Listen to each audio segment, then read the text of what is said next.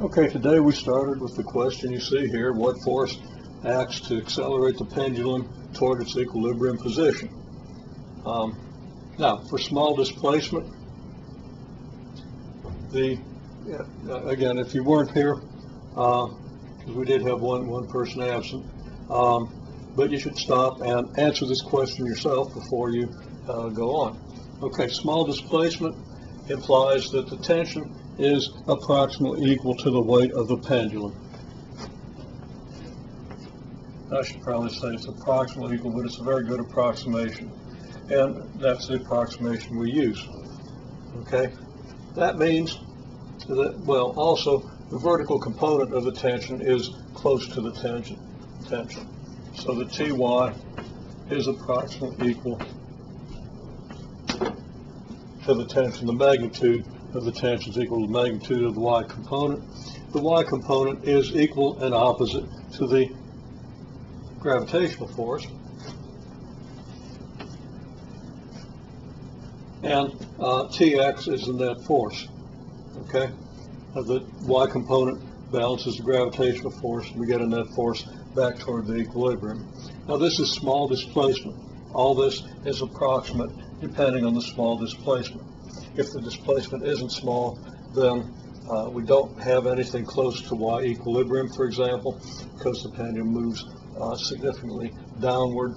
It moves in a direction tangent to a circle centered here and going through this point. So you want to be careful about applying these small displacement approximations if the displacement isn't small. In any case, the X component of the tension is the net force, and it's the X component of the tension that restores, or that tends to restore, the pendulum to equilibrium. We can draw the free body diagram for this situation. We have the tension force, and we'll replace that with its Y and X components. The Y component is equal and opposite to the mg vector. Okay, the vector component in the Y direction, equal and opposite to the mg vector, meaning that the tension has magnitude mg, approximately mg, very close to mg. The X component will then be the X component of this tension vector, and this triangle here, the triangle that forms the tension vector, the X component, and the projection line is geometrically similar to the triangle you see here. And this is something we did some time ago, so you might need to review that. But what we end up with, the tension is approximately equal to mg, so the X component of the tension, using the similarity of these triangles, is negative mgx over L times the I vector. And that's then equal to negative kx times the I vector, with k equal to mg over L. Net force is the X component of the tension, so net force is negative kx with k equal to mg over L. Now we can put that into the analysis of the motion of the pendulum.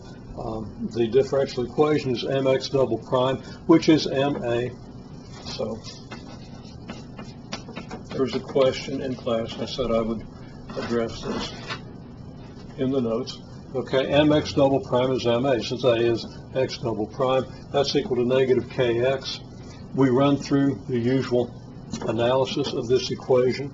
X is going to be some combination of sine and cosine functions, and it's going to be sines and cosines of omega t, where omega is the square root of k over m. You might need to review that and see where all that comes from. But what we end up with then is x equals a times the cosine of quantity omega t plus theta naught, with omega equals square root of k over m.